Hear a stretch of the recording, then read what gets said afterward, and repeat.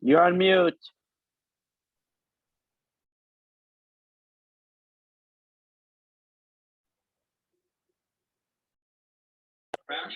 Yaakov, unmute yourself. You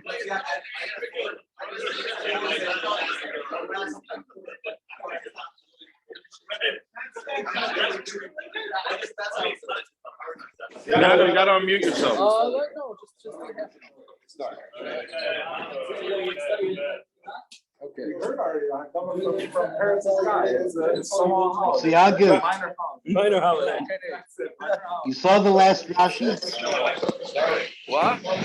You see the last Rashi on the Masechta? Brings it back to Megillah, to Purim. Rashi says, Kimu v'kiblu. Gershon, we're on to the next Masechta already. Very It's good. too late. We stopped the recording, Gershon, and we started By a the new way, one. I did. Don't. I forgot to say what Taisus. If you want to know the Taisus, I forgot to say it. In the Taisus, before you put away your Megillas, if you didn't put away the Megillah, if you want to know the Hanhagas for all the things that we say. Oh, there's competition. Yeah. No competition. Oh my God. And Taisus Goylaloi. Yeah. My wife is It says Nagu Loimar. It says Nagu Loimar Kishametzian Sebetar Hani Psuki Derachmi. Taras Hashem Tamima, Edas Hashem Nemana, Pekuli Hashem Yishar, Mitzvah Hashem Bara. Right? The Fisha Matan Schoram Betzidom. Because you get this, there's Matan Schor on the side. I'm reading the Taisus Goyla if anybody's interested. I'm just reading the Taisus. I forgot to say this. It's just Kedai. Confused. Gadlu Lashem Iti. You remember Shavyat has 6 words in it. Connected Shisha Tzadam Shal Naisei Aram. Umem Tevas Yesh B'Tayras Hashem Tamima. Connected Hamem Yom Shem Behem Nitna Torah. So if you think this Hasidish Torah, why we say all these different psukim when we take out the Torah, we put it away. It's a Taisus and Megillah. Taras and Tamima, yeah, some say. No, we say. No, he's fine. fine. Yeah. Motka's here. Fine. Okay, so now we start. Jacob, look okay. Huh? When is Now we can start, man. Let's go. It's a new starter. When you take out the Torah. Okay, so as a Hakdama. All right. So eat something so we can be quiet. Okay. More left. Anyways, so we're gonna do like a half hour because tomorrow. Anyway, so as a hakdama to halachas, Moed Katan is a geshmak mesechta, but the first couple of blocks talks actually about shmitta, which happens to be a shmitta year. I was trying to figure out is Moed Katan always come out in a shmitta year? Why not? What is that? So half year. I know, so it's Moed Katan. Most of them it will hit. No, I think Moed Katan will be hit most of the time. It's every 7.5 years. Not quite. I'm sure they are good to have somebody in the office that can figure this out. Not quite. Well, I don't know why somebody didn't swap Megillah till 2 months from now. Right. I don't know why we didn't do that. We've got enough people on the payroll of it. Miss Caleb. Here we go. Oh, he's bad. He's right. Tell him now. You don't behave, we'll take him on your radio. Yeah. So anyway, so it talks about the first couple of blot is shmitta. And then the last parak of Moed Katan is all about a hilchas avelis, which we should never need, right? But the we have to try and we're going to try and point it out as we go through the Masechta Bez Hashem that the halachas of Moed of Chol Moed are mamish complicated, not complicated because they're hard to understand. It's a Machlokes whether melacha of Chol Moed is a deraisa or derabbanan. The ma'aser we pass into the derabbanan. You gave a whole share here in the tent about it. On Yom Tov, That's when we were smoking it? Oh Yeah. Yeah. So the ma'aser is a Machlokes derabbanan deraisa, but there's a lot of takonas. That's like with everything else with takonas kachamim. Sometimes they'll make a takana, and sometimes in a very similar scenario they will not make the takana. Right, so we have to keep that in mind as we go through. So, and also we have to adjust the old time cases for new time cases. Like the first Mishna here talks about if your field is going to get ruined, destroyed. So, what kind of melacha could you do to get the field back up and running. So we don't really do agriculture anymore.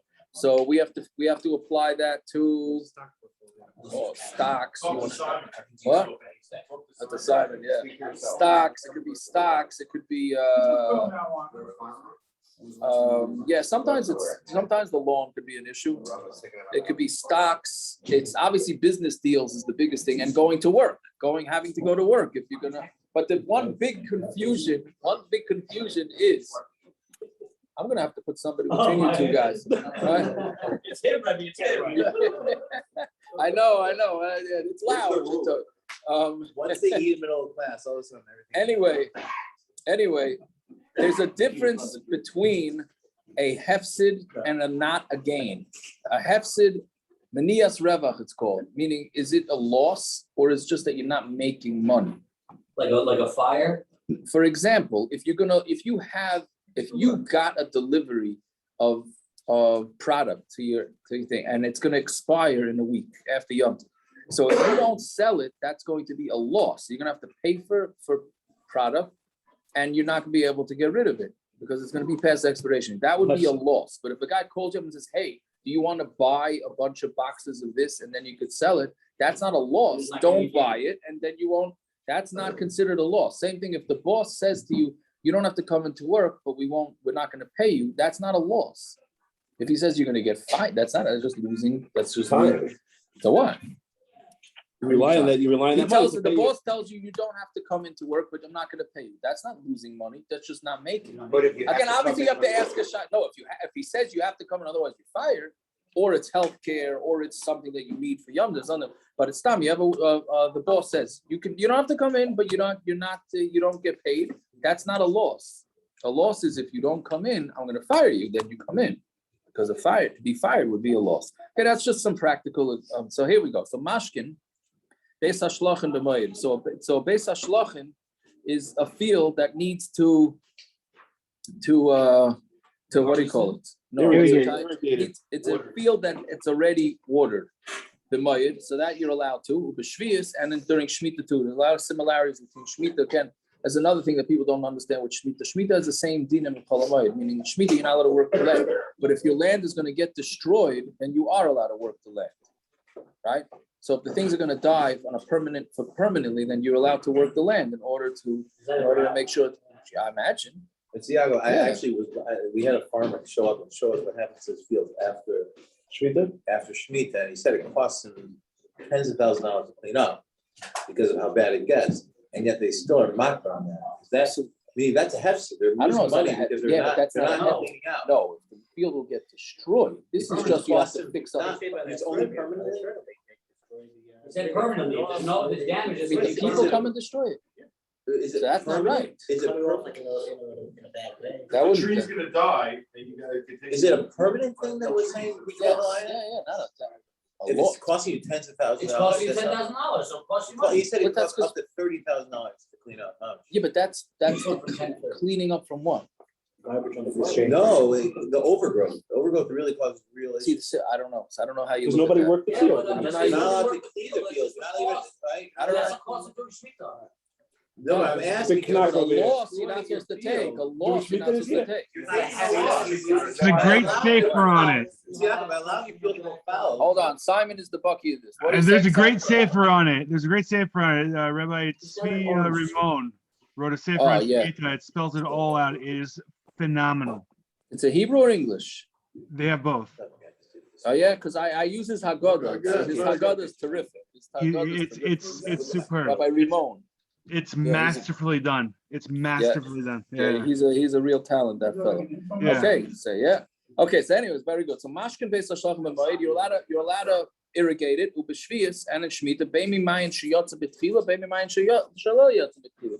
Whether it's from a well that is freshly dug, or from a well that's not freshly dug. But you can't water the ground, not from rainwater and not from mekilon. Now the reason those are a problem is because that's tircha yisera. So even when you're going to do, well, whether we pass on like this, we'll see in the Gemara. But what the Mishna is saying now is that even if it's going to be a loss, if it's going to be a big tircha, that you're not allowed to do. And you're not allowed to make these ditches around the grapevines. Now we have a different Machlokes. You're not allowed to make a new what do you call it? An amma is a well, and not on shmitta. A canal. They're touching amma as a canal. Okay. Irrigation ditch. Yeah. Oh. Okay, which either, but basically it's something to water it. They say you could do it for shmitta, but not for cholamayid. And you're allowed to fix ones that got destroyed again, because since it got destroyed, you're taking care of a loss. And any place that the rabbim, I guess, is the equivalent of water fountains. They made these bars that the rainwater went in, and then it made public water available to people. You can dig them out. And they can fix the streets and the sidewalks as mikvahs, samayim, and any body of water. And you can do all tzarchei rabim, matzayinas akvaras. You can mark the kvaras to where they are. And they even go out to warn people about klayim, that they have to make sure that when they're planting, that their fields you don't mix together two different types of fruits and vegetables. So this last part of the Mishnah, what? Did we do this Mishnah in Shkol? We did, yes, yeah. Because they went out on Shkolim and we actually had it this week, I think, in Megillah. It was brought Agav. But anyway, this last part of the Mishnah is another heter of cholamayid. So far we've been discussing davar ha'avad. There's another heter of cholamayid that's the end of this Mishnah. Is any tzarchei rabim are allowed to be done on cholamayid. Even tirchei yisera? Even tirchei yisera. The shaila is, can a professional do it? So that we're going to have to see. It can't be done in a professional way. What? Well, I don't know if that's called that's tzarchei rabim. No, meaning you're helping each individual. I'm not so sure. Tzarchei rabim meaning fix the streets, fix the anything that the rabbin uses, just to go use to fix a guy's private car. Now it might be a davar ovid. Basically, with cholamayid, you have to slot in. That's what we're going to be learning. You got to slot in all the coolers wherever you can get it. We're not talking about rabbin like 2 people. We're talking about rabbin. Oh, rabbin by definition is 3 people, Right, according to halacha. Right. So there was a couple of families that. Well, if you mean it's three guys in a car, so then that's a rabbin. Maybe. Okay, so so if we're saying that you're allowed to use a Mayan that's freshly dug, that's obviously much more at risk for it to collapse because it's brand new.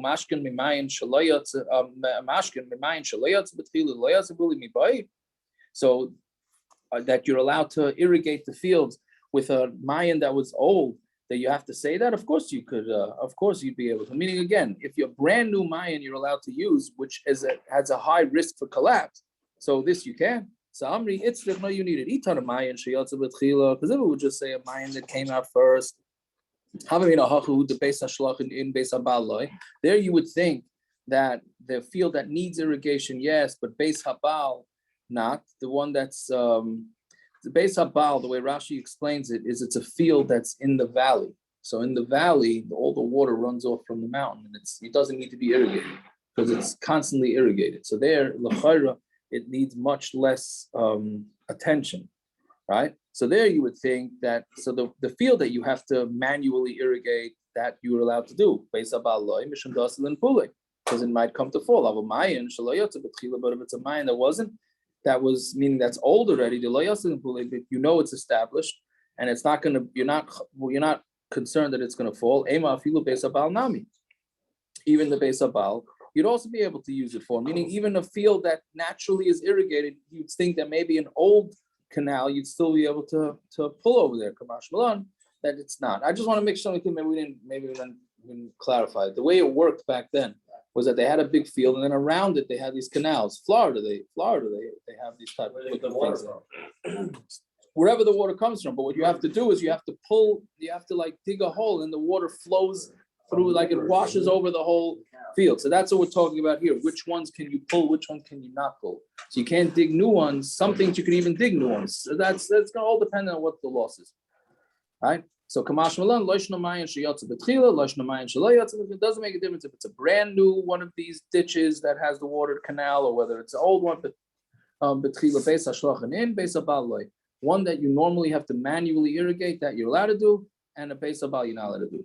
Okay, Umay Masha Dai Beis HaShlachin Lishna Tzchukahu. How do we know that the word Beis HaShlachin means it's thirsty? So this is interesting. It says you're going to be weak and tired. And what's the targum? Mishali belai. That means you're going to be weak. So where does mishalchin? We're saying beis hashlachin with a hey. When we're saying with a ches, but the pasuk is saying with a hey. So Rashi says hey and ches are interchangeable, right? So therefore, it really is shlachin. So why didn't the Gemara just say it that way? I don't know. How do you know that Beis HaBal is a lashon that it's satisfied, meaning it's self-irrigated? You'll see when a bacher goes into basula,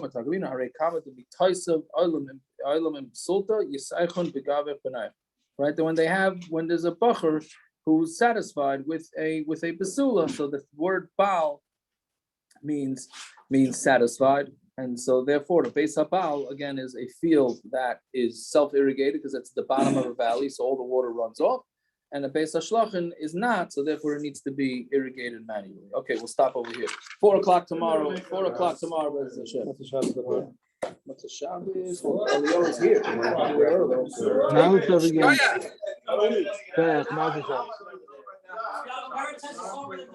Kaya Mazel Tov. You gotta tell me how to use it on the plane.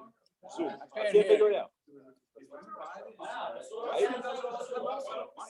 I use it there all the time. I buy the premium package. Video? No, but he's during takeoff. I don't think it's during flight. Yeah? Time. Just a takeoff.